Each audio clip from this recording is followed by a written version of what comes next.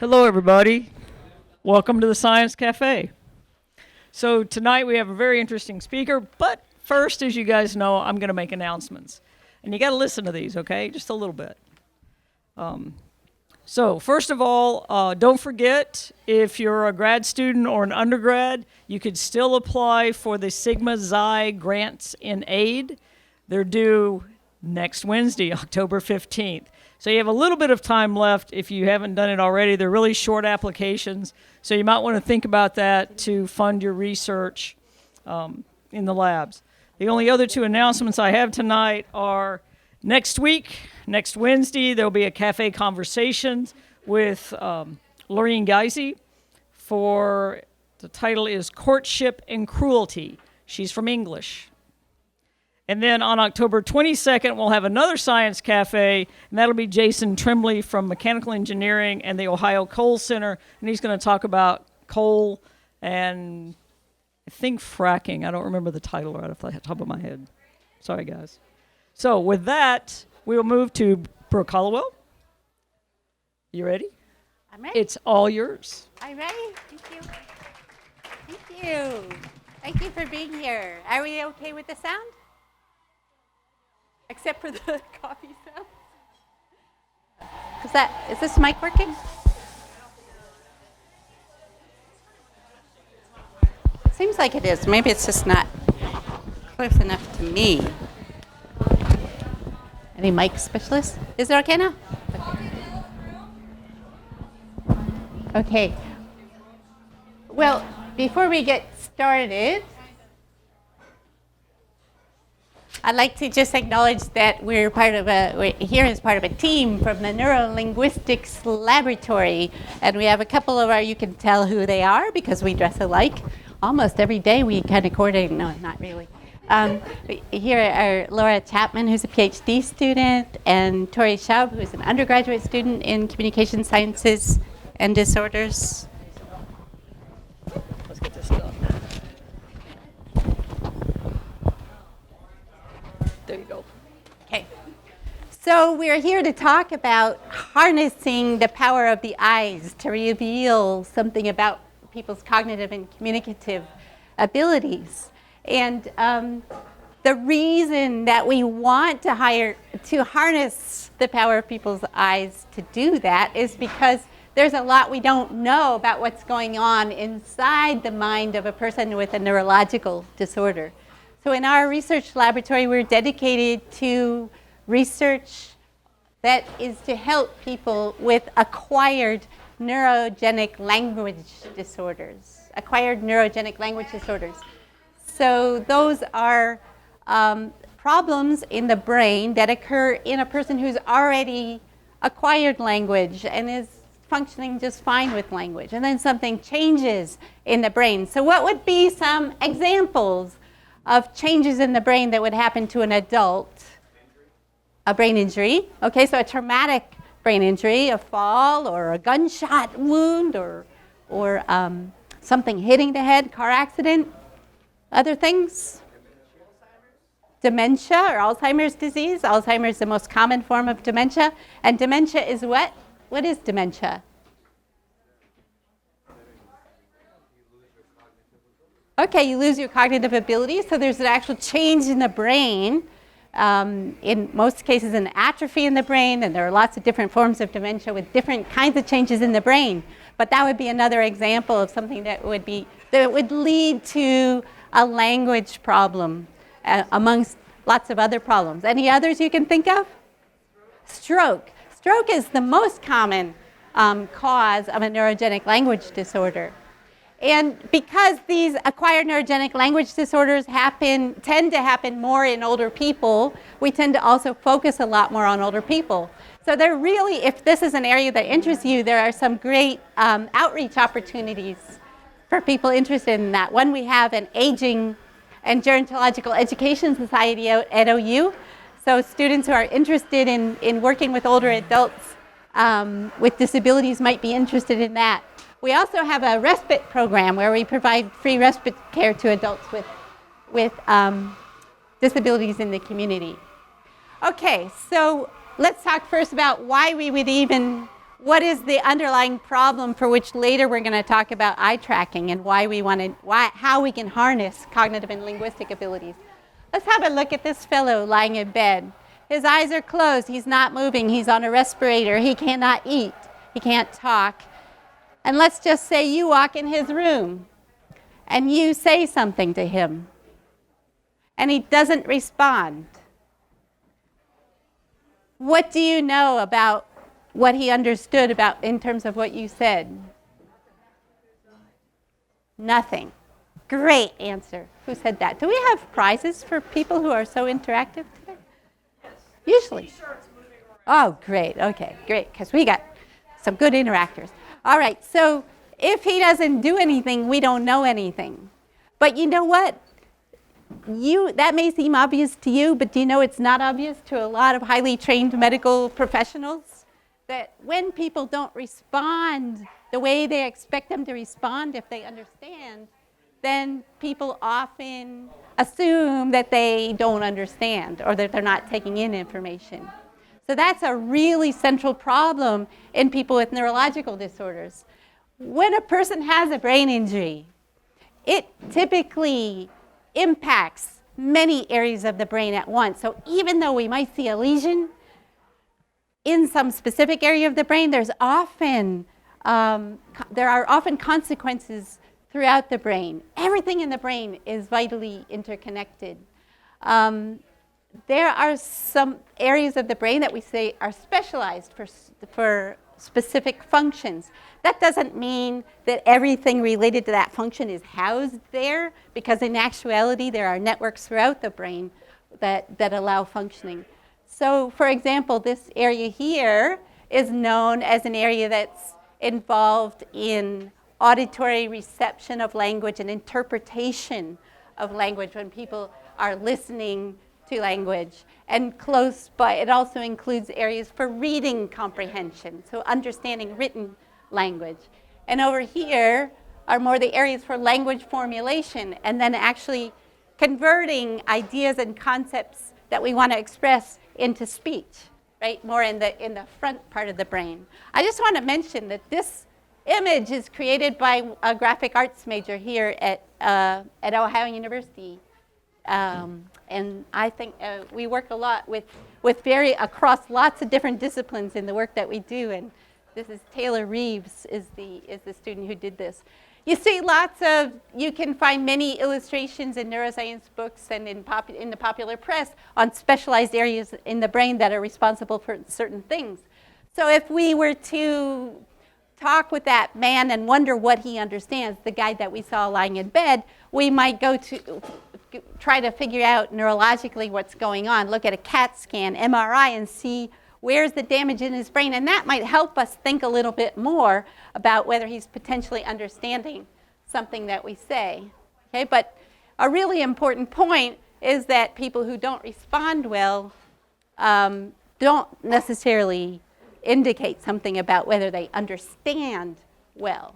Okay, so in our research that entails use of harnessing the eyes, we can look at things that are really hard to know about what people are thinking and what they're understanding.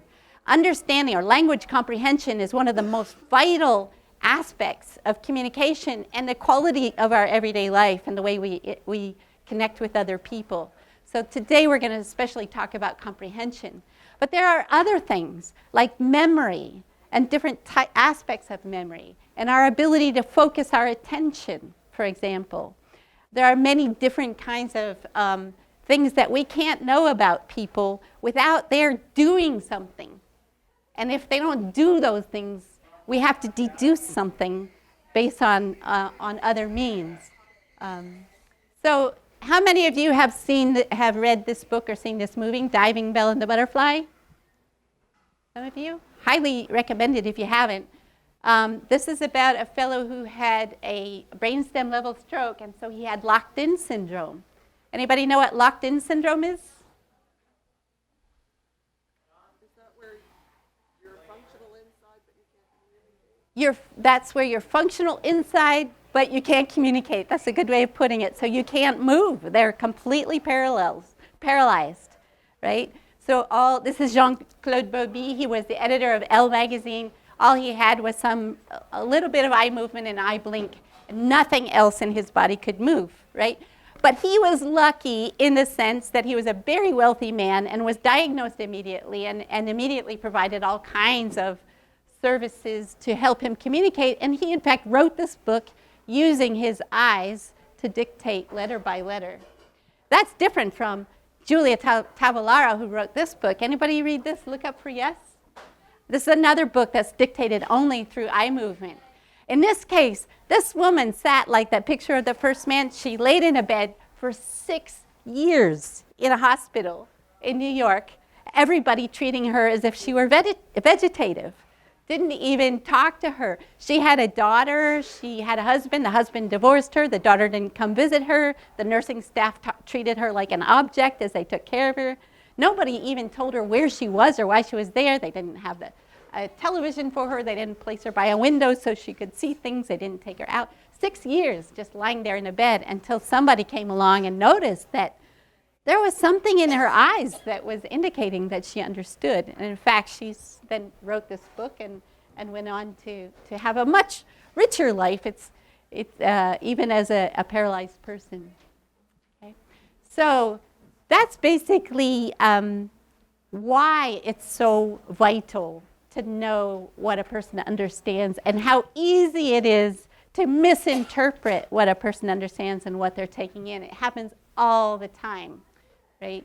And in fact, those of you who are students know that whenever you're assessed for anything, there's always a chance that it's partly wrong. In fact, there's a lot of measurement error in everything we do. So as we assess things about people, we're often wrong or we're often inaccurate in some way. We have all kinds of tests that we use clinically to try to figure out what a person understands. This is an example of one where we have these little tokens. This is called the revised token test, and these are little chips of plastic that are in different shape, color, and size. So one way we have of testing comprehension is we have people move those chips around according to different commands. So for example, put the big blue square next to the little black circle, and we could give all different, or just touch the red circle. We could give simple, short commands and long, complex commands and see how they do with that. Of course, if they can't move those tokens around, if they don't have the dexterity or mobility or the visual characteristics, or if they can't discriminate colors, then they might not do so well on a test like that. And the reason they might not do so well might not have anything to do with the fact that they don't understand. Okay, so could I have a volunteer come up here, and maybe Laura and Tori too? Yeah, somebody.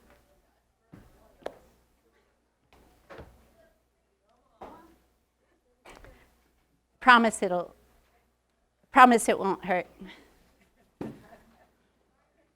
What's your name? Sylvie. Okay. Sylvie, please point to the violin. All right. Did she understand violin? Did she understand my command? Great. Okay, stay here. Dory, please point to the drum. The drum. Point to the drum. Does she understand my command?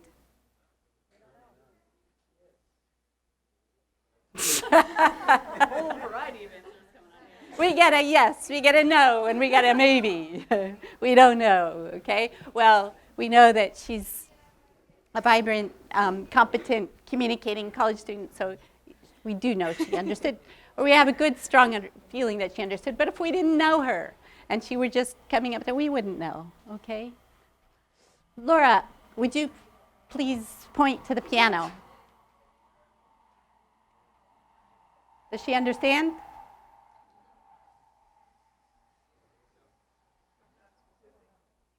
Not specifically. So she can point. She didn't point to the right thing. If I were scoring her on a scoring sheet, I'd score it wrong, just like I'd score Tori wrong, 0, 0. But in the end, does that score have anything to do with what her real competence is? We don't know. So we have to find other ways of figuring that out. Okay, so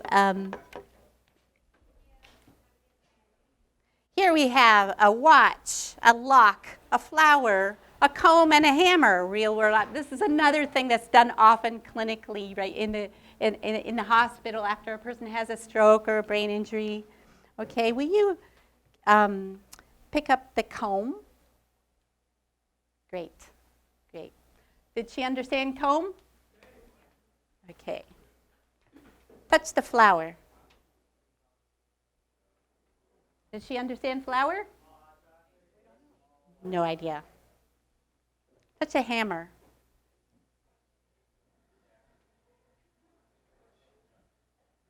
She picked up the lock. Did she understand hammer?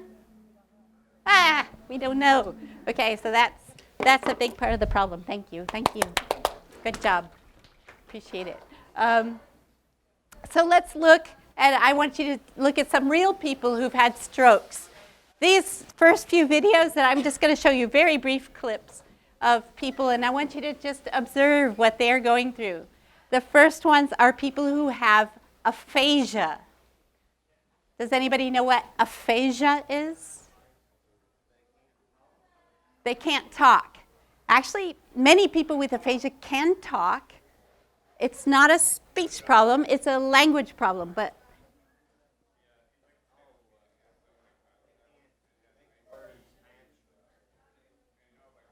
they can't make the words match their thoughts. That's and I really like the way you described that. So it's not a problem of speaking. It can affect what comes out in speech, but it's a problem of language. So they often have trouble formulating ideas into words. That's great, thank you. And people with aphasia also have problems interpreting language. So they may hear words but not understand them, not be able to figure out what they mean. And people with aphasia have different levels of aphasia, different levels of severity. Some people with aphasia just have a mild aphasia and they still can communicate pretty well, and some people have a more severe kind of aphasia. All right, in this first one, there is a man off camera asking questions to this man with aphasia. Just listen to him and watch him and think about, does he understand the questions that are being asked of him?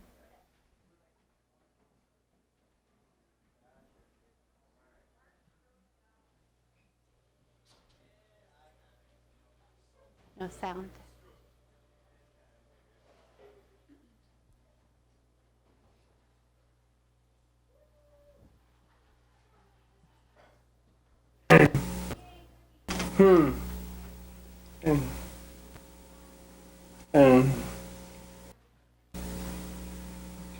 Have I ever worked with you before? Do you think our working together has helped you? When do you think we'll be finished with our treatments? Tell me your full name.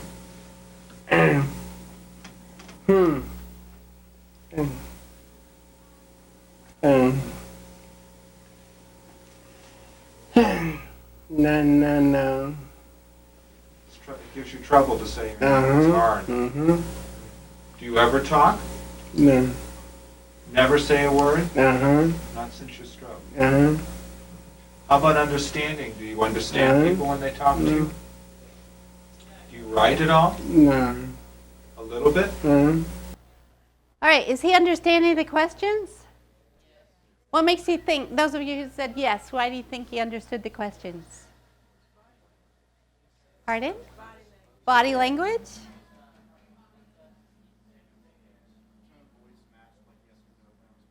Okay.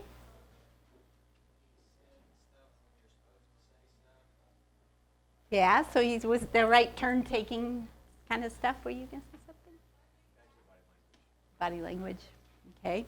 Now, keep in mind, yes, no questions can be really deceiving when people sometimes respond yes and sometimes no, because you already have a 50-50 chance of getting it right.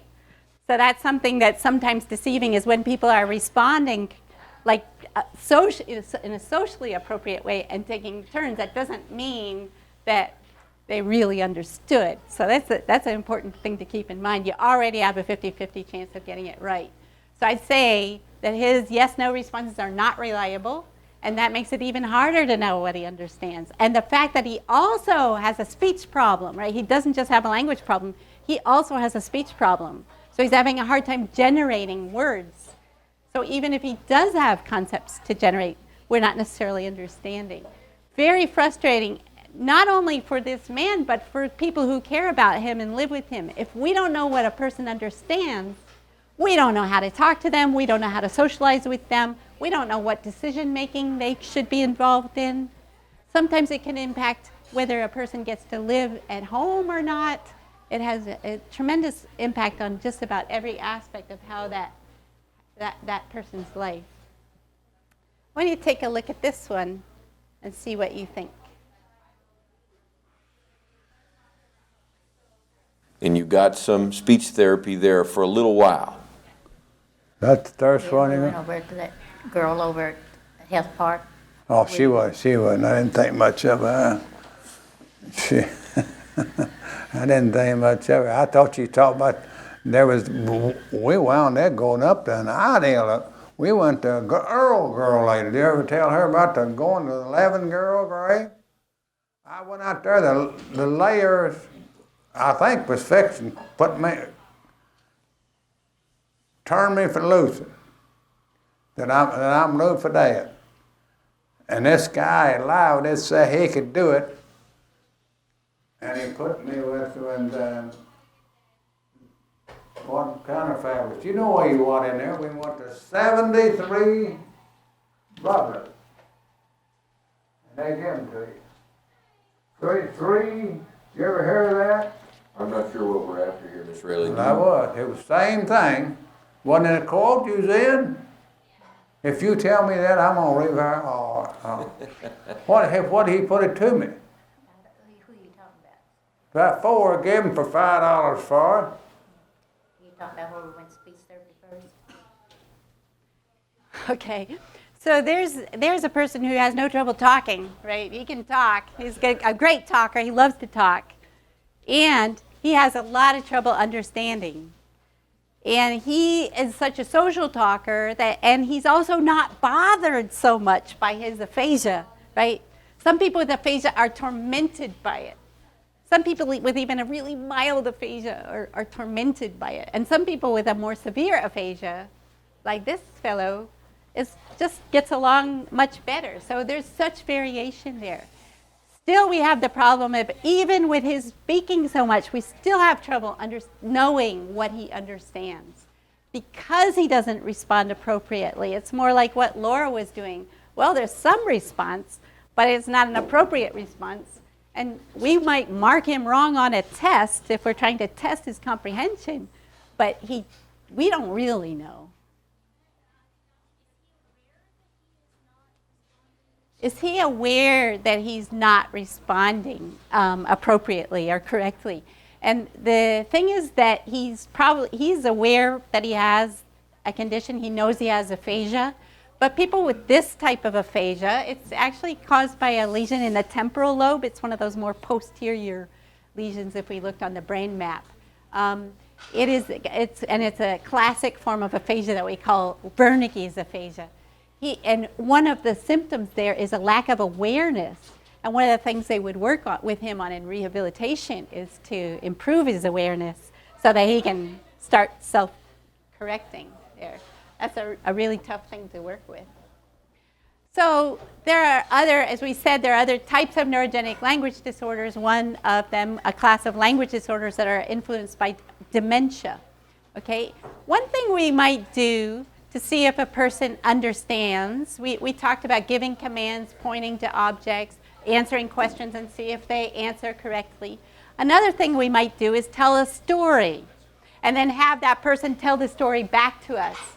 If they tell us the story well, if it's accurate, then that's a good indicator that they understood, right? So here is a woman with an early stage of dementia. She's just been told the lost wallet story. It's a story about a woman who goes into the grocery store and she loses her wallet. She checks that she goes home and somebody calls her saying they found her wallet at the grocery store. So she has to retell that story. Okay? So let's see if you think she understood the story. A lady went to a food store, I gather, and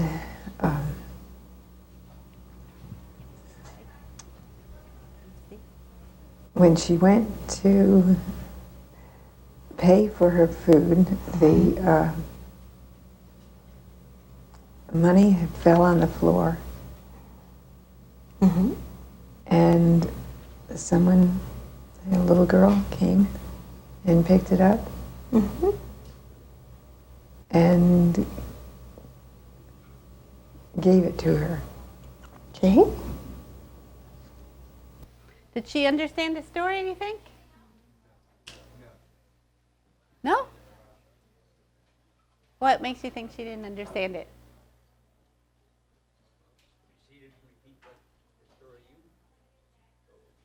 She got some elements of it, right? Yeah.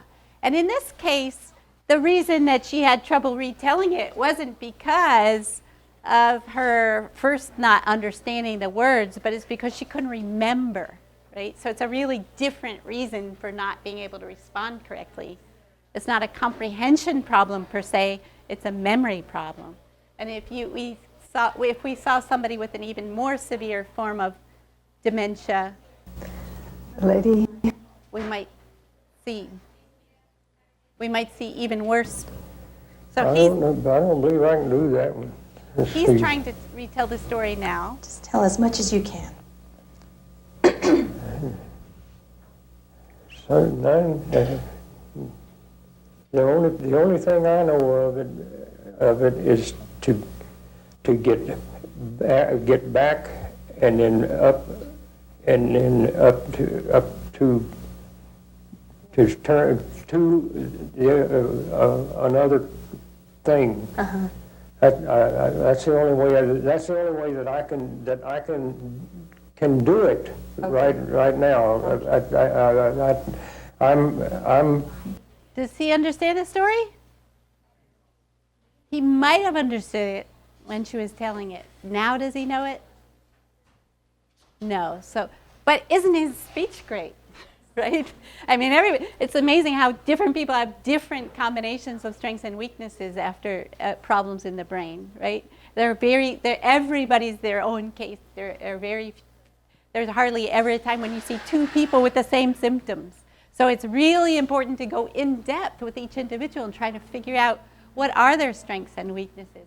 In his case, he might have understood word by word as the story was being told, but as soon as memory became impacted, that he would have to remember it over a period of time, that's when he lost it. In fact, here he's having a hard time even knowing what the task is. He seems not to even know that he's supposed to be retelling a story. It's amazing, the stories we hear, even of medical professionals, of highly trained people, even people in the rehab professions, who underestimate what people are really capable of. Every once in a while, too, I gotta say, we see people who overestimate what a person's capable of in terms of their abilities. And this kind of story that you're gonna hear here is not uncommon. This is a fellow with aphasia. I can get that on. Okay. Tell me about your stroke. What happened? Whoa. Yeah.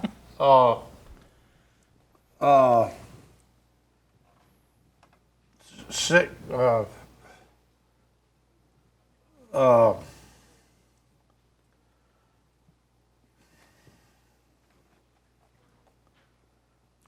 Jean can help you out too. That's fine. This is a team. 6.5 years ago.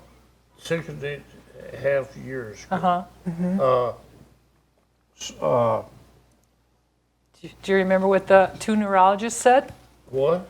Do you remember what the two neurologists said? Oh yeah. What did they say? Two Two docs. two doctors.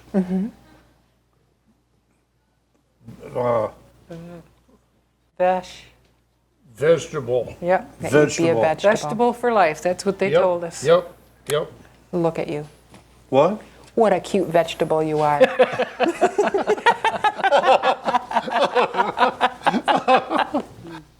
So people have intact abilities that are often overlooked. The National Aphasia Association has this campaign to raise awareness about aphasia, loss of language, not intellect, because in fact, people who have aphasia, language loss, do not have any intellectual, they are not less intelligent, they just have a language problem. And if you are somebody who would like to have one of those, I would be happy to share those.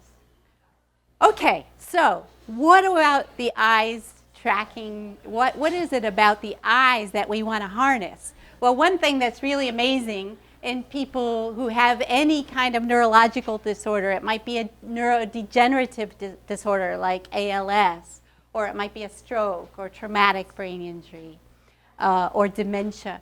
No matter what happens to the brain, one of the most intact systems in the brain and in the body is the eye movement system. So even if you see a person with a really serious brain injury or brain disease, a tumor, often one of the very last things to go is the eye movement system. So that's really neat. How can we harness that? That's an intact tool in people who may have trouble moving in other ways. There are other reasons to want to capture the eyes than just the fact that they can't move. It may be that they can't plan their responses. It may be that they have memory problems so that they can't retain information that was just given to them. So what we can do is monitor their eye movements, use their eye movements to be able to reveal something about what they're thinking. And if we want to know what they understand, then we could play some verbal messages, or we could give them written messages, and just naturally watch how they look at the images we show them, okay? So a really important aspect of this technology is we don't tell them to use their eyes intentionally, right? We don't want them to point with their eyes. Why are the eyes the last thing to go? One reason is that the eyes have duplicated neurological circuitry from the eyes all the way to the back of your head is where the cortical center for vision is all the way in the back of your head. And so there's a lot of duplication of the nerve fibers that go back there. And they cross over and travel on both sides of the brain. So if one side of the brain is injured, usually there's still some intact wiring on the other side, right? So that goes for vision as well as for just being able to move the eyes. And even if one eye can't move, the other eye could move typically, right? So there are reasons that vision and the eye movement system are still intact, right? So how can we harness that? We don't want to tell them to point with their eyes, to pick something with their eyes, to choose something with their eyes. There is eye tracking technology that allows you to control the computer just like you can with a mouse. So you can use your eyes instead of a mouse to control the computer. This is not that. In this case, we try to use the eyes, we just use the location of the eyes to tell us something about what they're looking at. Okay? So we create very carefully different kinds of visual displays accompanied by different auditory or written messages, and we watch how they just naturally look at the images as the images are shown to them.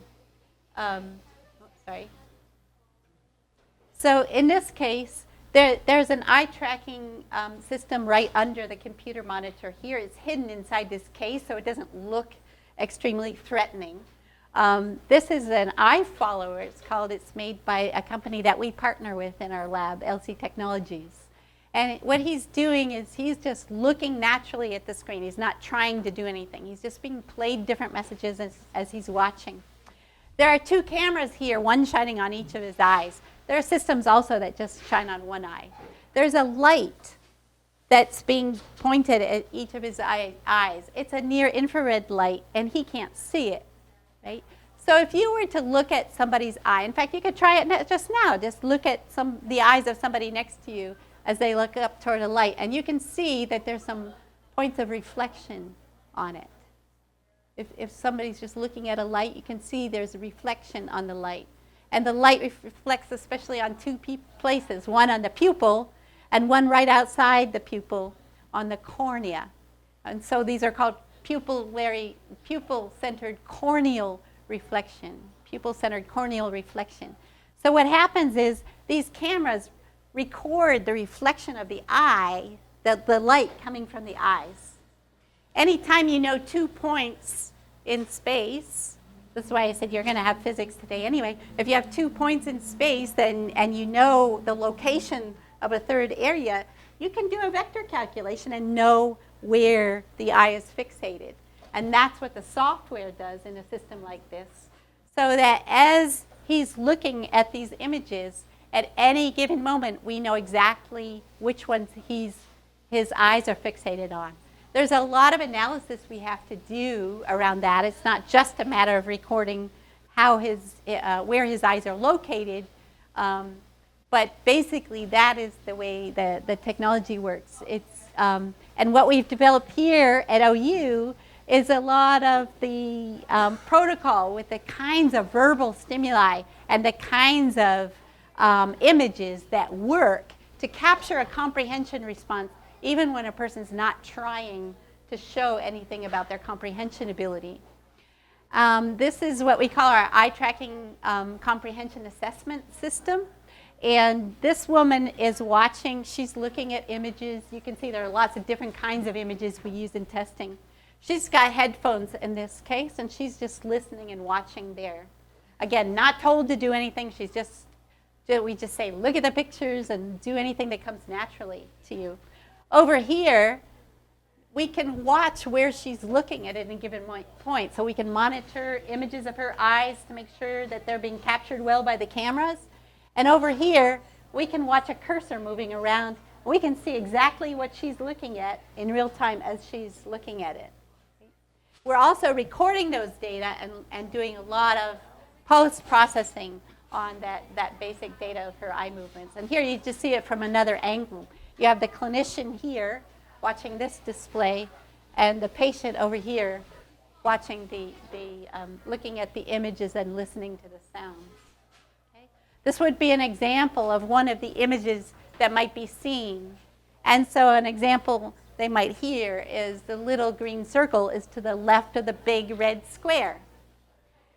They're not supposed to point to it or do anything, but they're gravitate. If you understand that, you feel the gravitational pull of your eyes to that thing that corresponds to the verbal message. It's hard not to look at it. That's a really great phenomenon that helps us with this technology. People who have language problems often have semantic confusions. So it's not only did they look at the thing that we talked about, right? Did they look at the thing that the verbal message corresponded to, but the degree of semantic relationship matters too. How much, so some of these items are more correct than other items. And we can look at gradations of comprehension, not just did they understand or did they not understand. Okay? Anybody, any speakers of Chinese? Readers of Chinese? Okay, so you could probably do much better on that item than other people in the room, right? So that would be an example. We have our eye tracking technology, we've tested it in Mandarin, and we have tested it in Russian and English, and we have versions in Bahasa Malay, in Kannada, an Indian language, and we're working on them now in Persian and in Vietnamese. So we're finding that they work across a wide array of languages. Here's an example. I'll just show you a quick trip of a stroke patient in Beijing, China, who's actually engaged in the assessment. This chin rest, by the way, is an option. Sometimes people prefer to be held, but one real nice beauty of this technology is nothing has to come in contact with them. You don't have to hook them up into anything. They don't have to understand any instructions about what they're supposed to do. All they have to do is sit there and watch.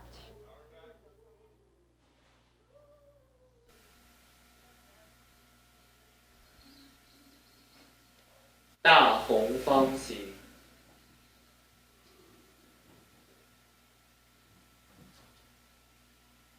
小红方形，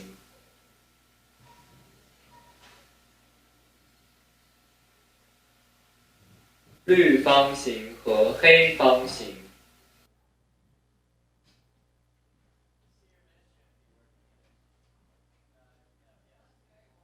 So pretty simple setup once you have him seated there and just listening. Any questions about that? About what he's doing?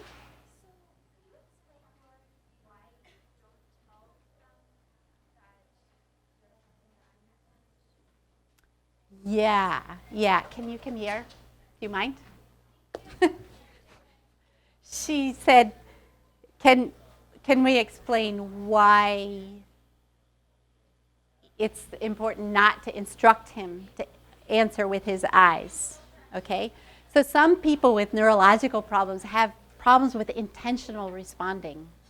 And when Laura responded incorrectly, or when Tori didn't respond at all, it could have been because, it wasn't because they didn't know what the answer was, it could have been because they couldn't intentionally plan that response. So if we ask people to intentionally do anything, we're already interfering with the possible validity of their response, right? Okay, so this is called apraxia, is a problem of motor programming and pre-planning to be able to do something. And it happens with speech, so a person may be able to talk, but as soon as they try to talk, they can't. Right? So if I say, hi, how are you? I'm fine. Thanks. How are you? Great. So she says, I'm fine, thanks. How are you? Natural response. But if I were to say to her, tell me who is the president of the United States, she may not be able to, because then she has to think about it and she has to plan, right? And that kind of apraxia can happen with parts of the body as well. Like if I walk up to her and I shake her hand, she shakes my hand just fine. If she had apraxia of the limbs and I said, show me how you hold your hand when you're going to shake somebody's hand, she may not be able to make that very same gesture because now she's got to think about it and try. Okay? So that's why we don't want people to try to respond. Okay? We just want them to sit back, relax, and their eyes just naturally gravitate in certain ways to those images. And we didn't know that. We didn't know that without years of testing that. And it's not just any images. And it's not just any verbal stimuli. You really have to design these things so that you reliably and validly capture that. Thank you. Appreciate it.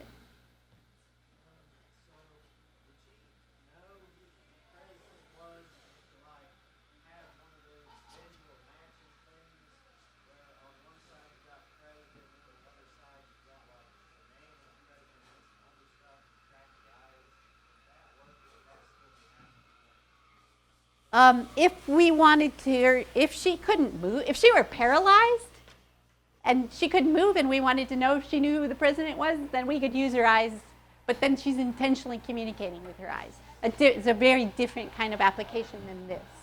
We're just using the eyes instead of a mouse. But that's why it's so important that this is very different. We're not getting them to do anything intentional. We have any speakers of Russian here? I put up a Russian version in case anybody understands. So probably you don't know, you would probably have a very non-comprehending response to this as a reading stimulus. Somebody had a question? How do you account for peripheral vision? Do you mean, oh yeah, excellent point. So you remember how I said it takes years of developing this? It's not like you just put up images and look at how people look at them. The distance of the images and the location of the patient really matter. So you're back there, so this is easily within your visual field. But if you were the patient, you'd be placed at a very specific distance from the images where we know you're likely to not just use your peripheral vision to look at the images.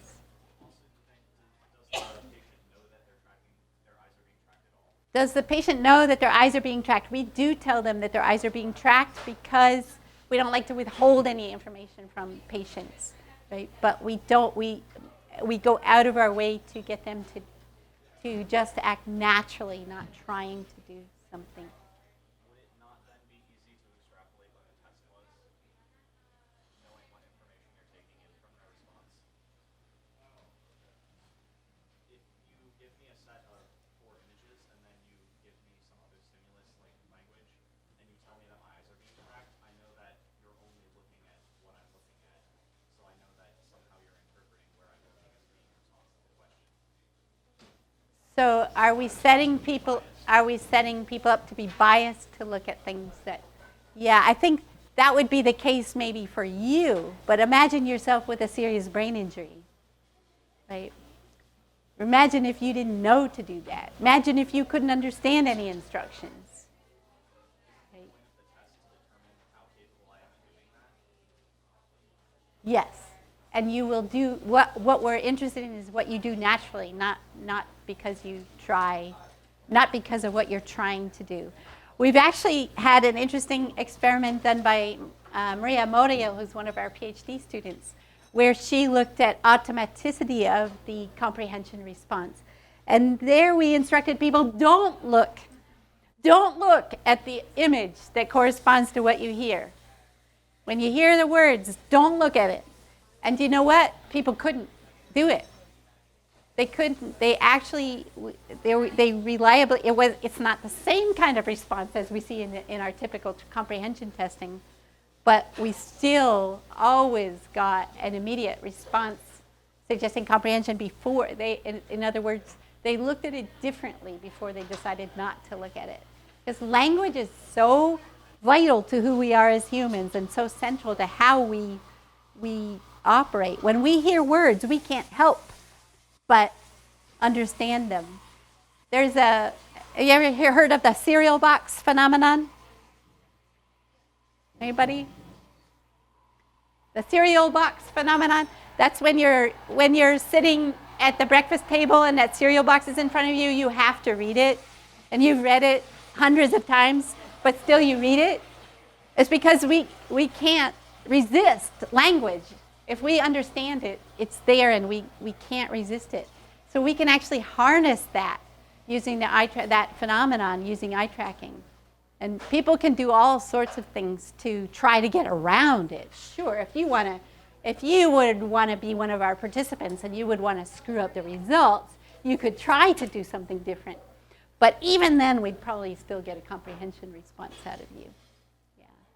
That, you know, it's the psychology PhD students.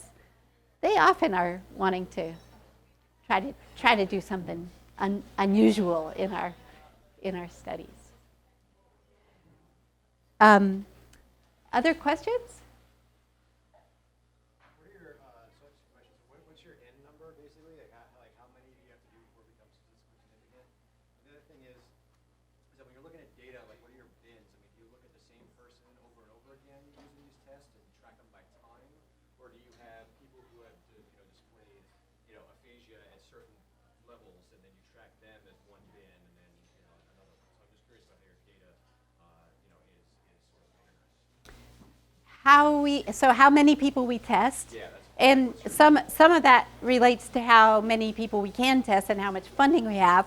We've tested hundreds of people, hundreds of American speakers of English on our comprehension tests, right?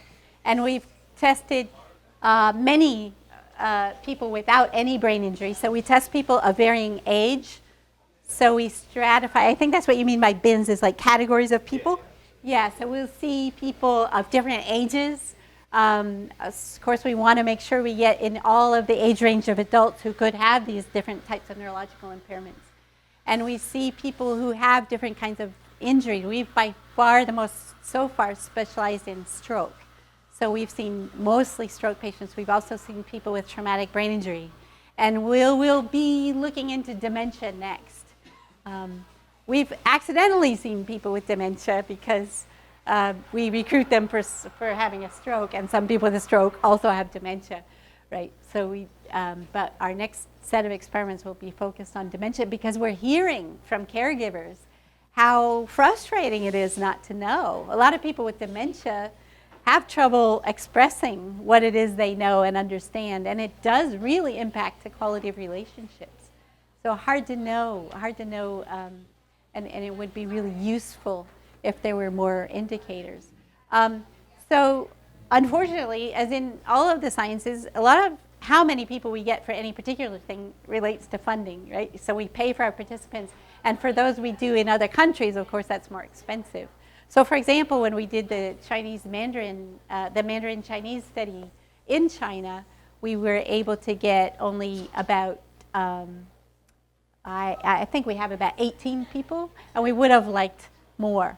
But the statistical findings are really robust, incredibly robust. And the Chinese data and the Russian data look exactly like the American English data. It's incredible. You would think there would be more variation. Where we found more variation was in the Indian language that I talked to you about so far in Canada. So did somebody, you have?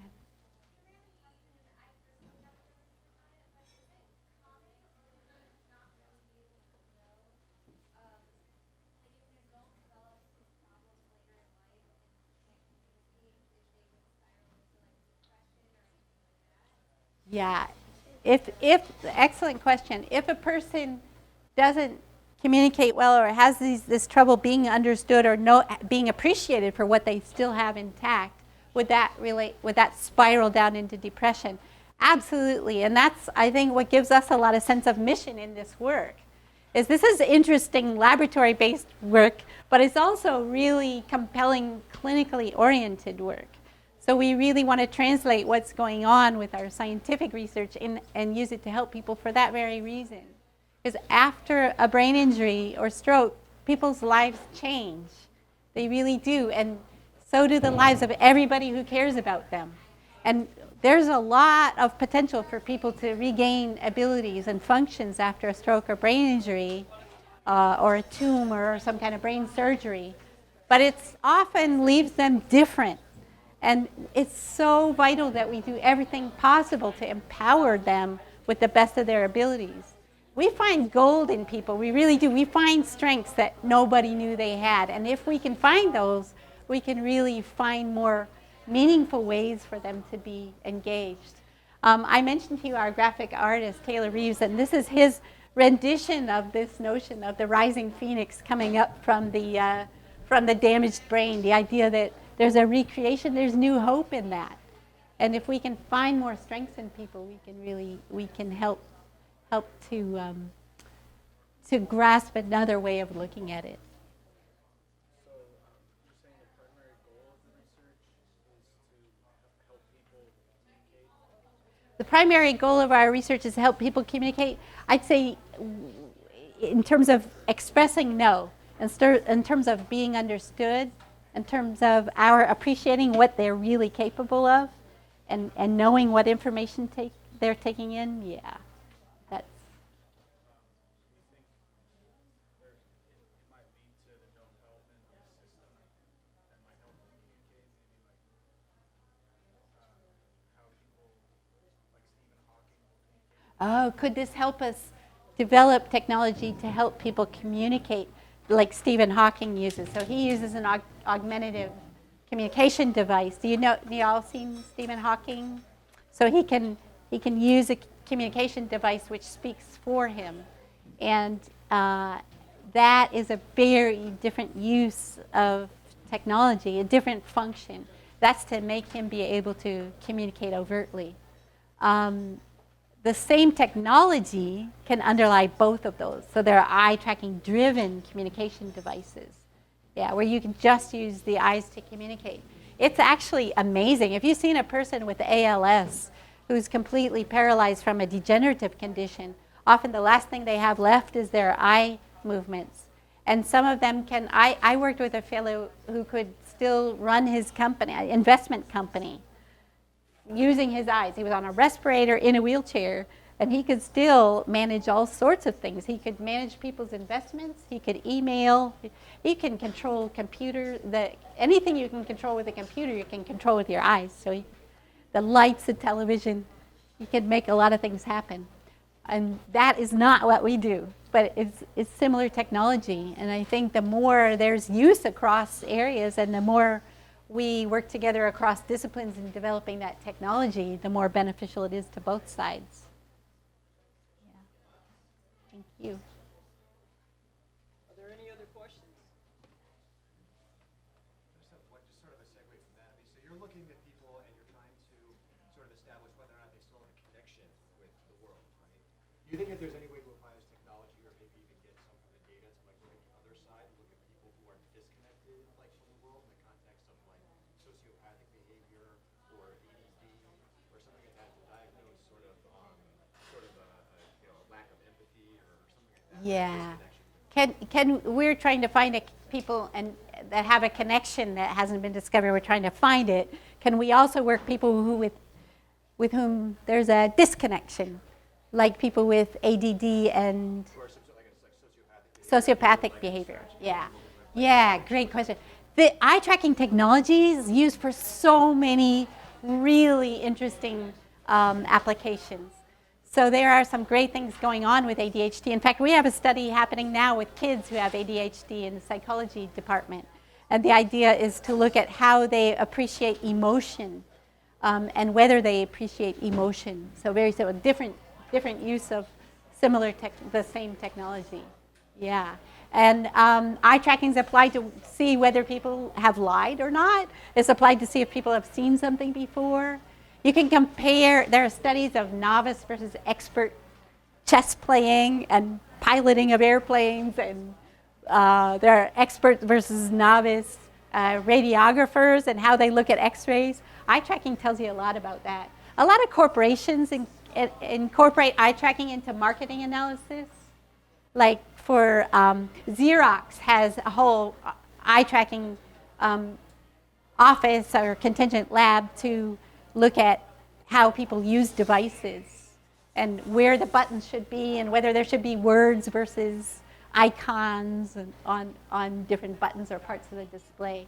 So there are lots and lots and lots of applications for eye tracking that are not related to the kinds of disability-oriented eye tracking we've been talking about.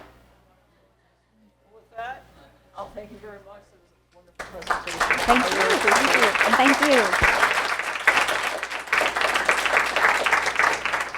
Remember, next week is a cafe conversation, and in 2 weeks we'll be back for the Science Cafe again. Y'all have a great evening, and I'm sure Brooke will stay here and talk to any of you as long as Yeah, and if you're interested in the degree programs, I did want to say that we have a project on the importance of comprehension. If anything is registered with you in a personal way that you know about something related to comprehension, if you would be willing to be interviewed on that, then please talk to Tori. She's in charge of the Importance of Comprehension project. We're just taking short video interviews of people who care about that particular issue. Thank you.